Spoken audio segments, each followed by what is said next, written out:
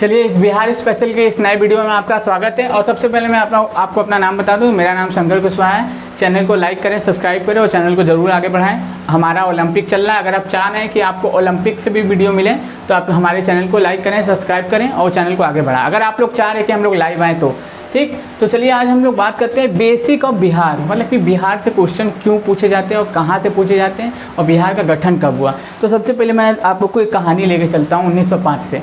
देखिए 1905 में हम लोगों का जो गवर्नर जनरल था उसका नाम था, कौन था? लॉर्ड कर्जन था। उसने क्या किया था? बंगाल विभाजन किया था। बंगाल, बिहार, उड़ीसा, झारखंड सब पहले एक ही था। बंगाल, बिहार, उड़ीसा, झारखंड, बिहार सबका सब चारों मिला के एक ही था। लेकिन 1905 में कर्जन आया और उसने क्या किया? बंगाल विभाजन कर दिया। 1906 में उसी के विरोध में क्या चला? स्वदेशी आंदोलन चला। और 1907 में क्या हुआ? सूरत विभाजन हुआ। 1908 और 9 आते आते मार्ले मिंटो सुधार अधिनियम आ गया। मार्ले मिंटो सुधार अधिनियम के बाद हुआ क्या कि उसमें हुआ क्या? मुसलमान को वोट डालेगा, हिंदू को वोट डालेगा, ऐसी वो लोग रणनीति एक लेके आ गए। इसी को क्या करते हैं? मार्ले मिंटो सुधार अधिनियम करते हैं। फिर 1911 में क्या हुआ? दिल्ली दरबार लगा। 1911 में क्या हुआ? दिल्ली दरबार लगा। लॉर्ड हार्डिंग सेकंड के क्या नाम है उस समय कौन थे हम लोग को? कि गवर्नर जनरल थे। और उस समय दिल्ली दरबार लगा और ब्रिटेन के जो प्रधानमंत्री राजकुमार थे वो आए हुए थे। उस समय सूखा पड़ रहा था, किसान मर रहे थे, लाखों लोग आत्महत्या कर रहे थे, लेकिन ये लोग सेलिब्रेशन कर रहे थे। तो 1911 में क्या हुआ? इन लोगों ने बंगाल विभाजन रद्द कर दिया। किसने रद्द कर दिया? लॉर्ड हार्डिंग सेकेंड ने। 1911 में बंगाल विभाजन रद्द करने की घोषणा बनाई गई। हिंदू मुस्लिम को वो लोग तोड़ चुके ही थे पृथक निर्वाचन ला के 1909 में। अब हुआ क्या कि 1911 में तर्क वो लोग क्या देते हैं कि बंगाल, बिहार, उड़ीसा और जो अब झारखंड वाला जो इलाका है इसका प्रशासन चलाने में बहुत दिक्कत होती है, इसलिए हम लोग क्या करेंगे? बंगाल से पृथक करके एक नए राज्य का गठन करेंगे। और वो नया राज्य कौन सा बना 1912 में? कौन बना? बिहार बना।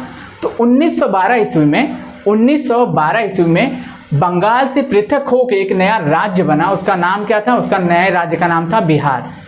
तो इसीलिए मैंने आपको पूरी कहानी आपको बताई, आपको पूरा बैकग्राउंड आपको जोड़ा ताकि आपको समझने में आसानी हो। देखिए 1912 में क्या होता है? बिहार का गठन होता है। क्वेश्चन बीपीएससी में हर साल इससे एक को मिल जाता है। आप चाहे मुझसे स्टैम्प पेपर पे लिखवा लीजिए, चाहे आप 1000, 10,000, लाखों रुपए के साथ लगवा लीजिए। इससे एक क्वेश्चन 100% आता है बीपीएससी में। 100% आता है कि बिहार का गठन कब हुआ था, या तो बिहार का गठन कब हुआ था, या तो बिहार क्या नाम है उड़ीसा से पृथक कब हुआ था। इससे क्वेश्चन 100% आते हैं। तो सबसे पहली बात, बंगाल से बिहार पृथक होकर एक नया राज्य बना था 1912 ईस्वी में। ठीक, 1912 ईस्वी में फिर एक बार और उसका विभाजन होता है। 1936 में बिहार उड़ीसा से अलग हो जाता है। 1936 में बिहार उड़ीसा से अलग हो जाता है। फिर उसके थोड़े ही दिन बाद क्या होता है? सन 2000 में क्या होता है कि बिहार झारखंड से अलग हो जाता है। पूरा का पूरा जो हम लोग का खनिज संपदा थी झारखंड चली जाती है।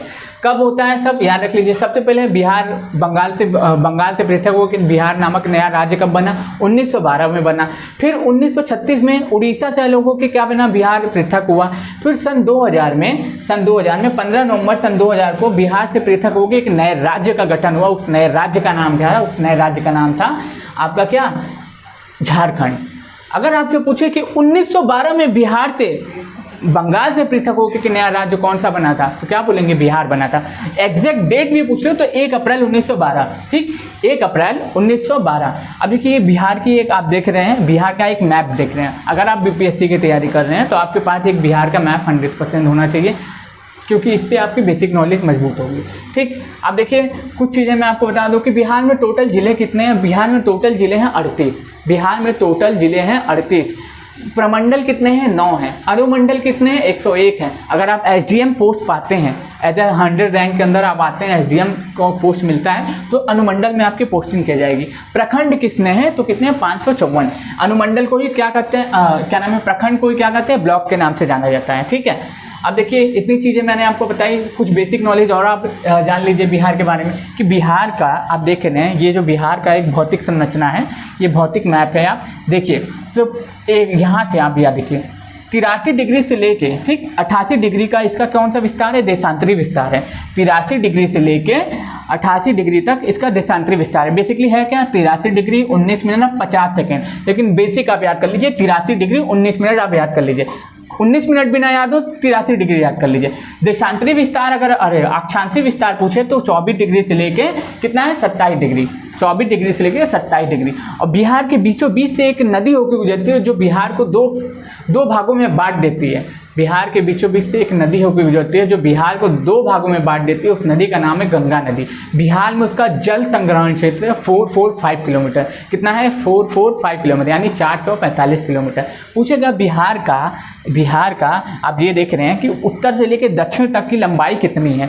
लंबाई पूछेगा 345 किलोमीटर। अगर चौड़ाई पूछेगा तो गौतम बुद्ध के परिनिर्माण की तिथि यानी कि 483 BC मत याद रखिएगा, 483 किलोमीटर। ठीक, लंबाई अगर पूछे तो कितना है 345 किलोमीटर, चौड़ाई अगर पूछे तो 483 किलोमीटर। बिहार जो है एक विदेशी देश से और 3 राज्यों से सीमा साझा करने वाला एक राज्य है। लैंडलॉक क्या है, लैंडलॉक अगर पूछे कि बिहार कौन सा राज्य है, लैंडलॉक है, क्या नाम है, या तटीय राज्य है, या फिर क्या करेगा किसी विदेशी देशों से सीमा साझा करने वाला राज्य है। तो आप क्या बोलेंगे कि हाँ विदेशी देशों से सीमा साझा करने वाले राज्य हैं। अब देखिए होता क्या है कि बिहार के पश्चिम में जो है उत्तर प्रदेश है, बिहार के पूरब में है पश्चिम बंगाल है, और बिहार के दक्षिण में आप जाते हो तो क्या है झारखंड है, और बिहार के उत्तर में एक जो है बिहार का पड़ोसी देश है जो करीब 3-4 राज्यों से सीमा साझा करता है। नेपाल यूपी से करता है, सिक्किम से करता है, उत्तराखंड से करता है और बिहार से करता है, 4 राज्यों से। ठीक, इतना बेसिक नॉलेज आप याद कर लीजिए। बिहार का सबसे बड़ा जिला पूछे ना, यहाँ पे एक नेशनल पार्क है, उस नेशनल पार्क का नाम है वाल्मीकि नेशनल पार्क।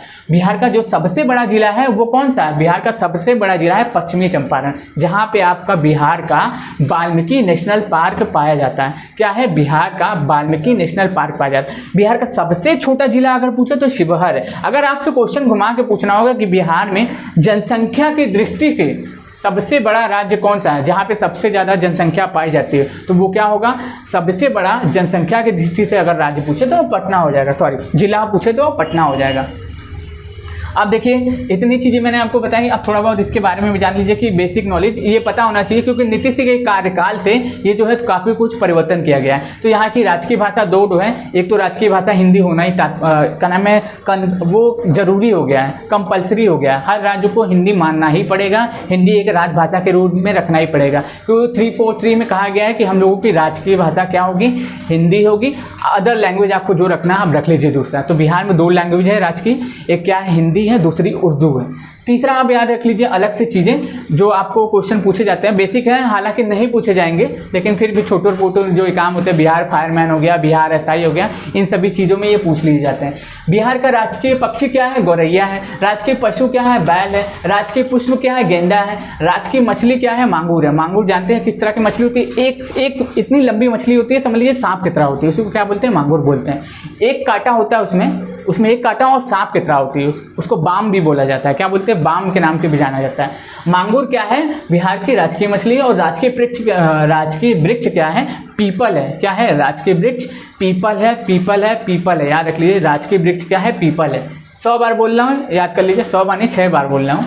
ठीक है, अब देखिए इतनी चीज़ें मैंने आपको बताई। जिले बता दिए 9 है, सॉरी जिले 38 है, प्रमंडल 9 है, अनुमंडल 101 है, प्रखंड 554 है। कुछ हम लोग जान लेते हैं इसके बारे में कि इसका क्षेत्रफल कितना है। देखिए मालूम है बिहार में अगर पूछे ना कि भारत का सबसे बड़ा राज्य अगर पूछेगा तो क्या हो जाएगा, सबसे बड़ा राज्य पूछेगा तो आप क्या बताएंगे, गुजरात हो जाएगा, सॉरी राजस्थान हो जाएगा।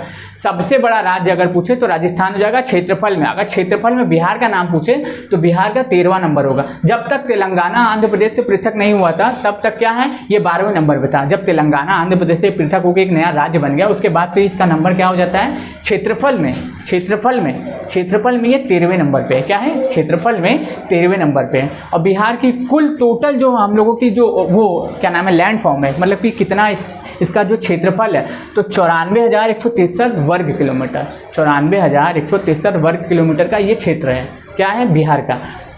अब देखिए इसमें पूछ लेता है कभी कभी कि क्या नाम है कितना क्षेत्रफल है भैया, तो भारत के कुल क्षेत्रफल का 2.86% ये एरिया कवर करता है। कौन सा, बिहार वाला।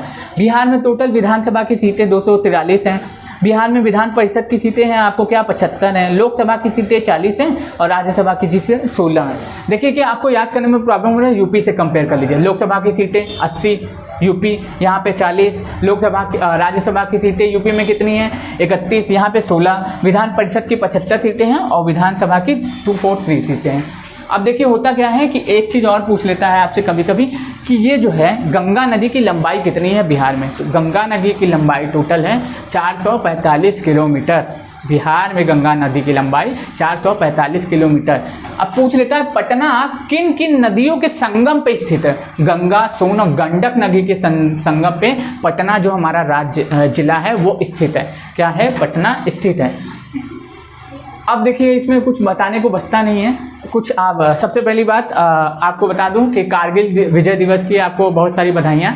और कई लोग अगर जो लोग जानते हैं कारगिल विजय दिवस के बारे में वो अपना शॉर्ट वीडियो बना के भेजें हमें, हम उसको ज़रूर अपलोड करेंगे। जो अगर भेजना चाहते हैं शॉर्ट वीडियो कारगिल विजय दिवस के बारे में, जो जानते हो थोड़ा बहुत भी जानते हो, हालांकि सब कोई जानता होगा कि कारगिल विजय दिवस 1999 में मनाया जाता है। क्यों? क्योंकि ऑपरेशन विजय के कारण हम लोग क्या किए थे, अपने भारतीय सैनिकों को पाकिस्तान से आज़ाद करवाए थे।